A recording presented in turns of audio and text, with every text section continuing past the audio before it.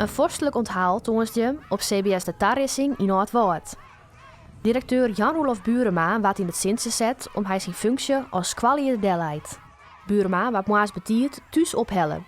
En dat badde vol slijn in stiel. Jongen. Hartstikke leuk. Wat een mooie verrassing. Ik ga de koninklijke zwaai ga ik even oefenen. En dat weer wel goed voor ik er ben. Ik zwaaide goed. Ja. En hoe ging die zwaai? Saai. Ja. Nooit Burema kroont wie het de koning wie het tiert voor echte koningsspelen. Nou, zo besteld? Burema wie 4 jaar lang directeur van zowel de Tarrissing als het Oeg in Muntjesiel. Na 30 jaar in het onderwijs vindt de oud-directeur het tiert van wat oors. Maar hij stelt de band bot missen.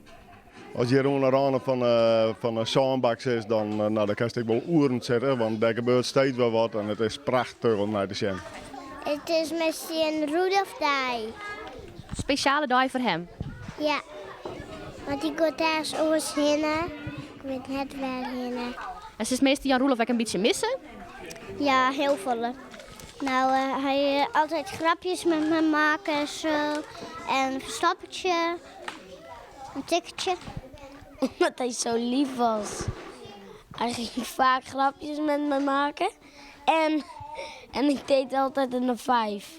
Net alleen nog de band zullen master Jan Roelof missen. Zijn team ook.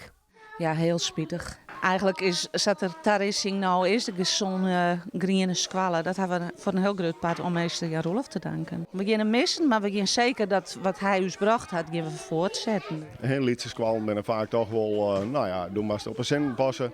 Dus je moet goed, wat dat betreft, maar de zaakjes goed van onderhouden. Nou, en dat binnen wel dingen. Dat zie ik absoluut net missen, maar vooral de ouders en de band en het team.